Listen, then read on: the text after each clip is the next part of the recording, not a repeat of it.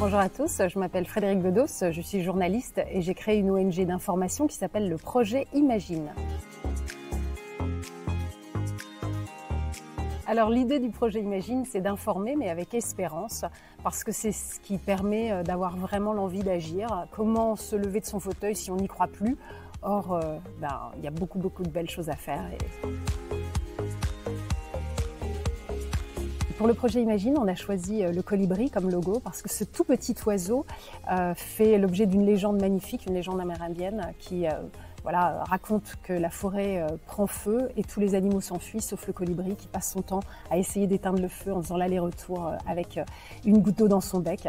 Et la sagesse de ce colibri, c'est de dire voilà, j'aurais peut-être pas réussi à éteindre le feu à moi tout seul, mais moi au moins j'aurais fait ma part. Et ça, c'est tout à fait à l'image des histoires de nos héros, les héros humbles que nous mettons en lumière dans notre ONG.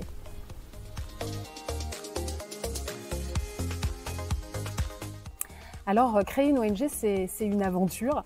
Moi, elle est venue finalement parce que j'ai été un peu rattrapée par mon histoire personnelle. Je suppose que c'est un peu le cas de la plupart des fondateurs. C'est quand même un élan intime. Et en fait, cette idée de mettre en lumière des héros humbles est venue de l'exemple de mes parents adoptifs qui se sont pas contentés de m'adopter moi. On était une vingtaine d'enfants adoptés du monde entier. Et donc, je pense qu'on peut dire que ce sont des héros humbles. Alors Imagine, on pense forcément à Imagine de John Lennon, voilà.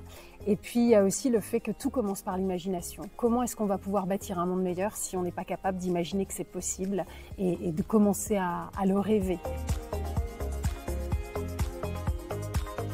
Eh bien, contrairement à ce qu'on pourrait penser, mon premier conseil, c'est de dire time out.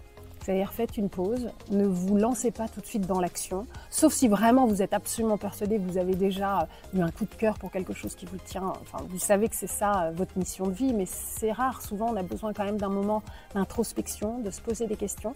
Et donc moi en fait ce que j'essaye de montrer avec le projet Imagine, c'est que c'est pas l'action pour l'action.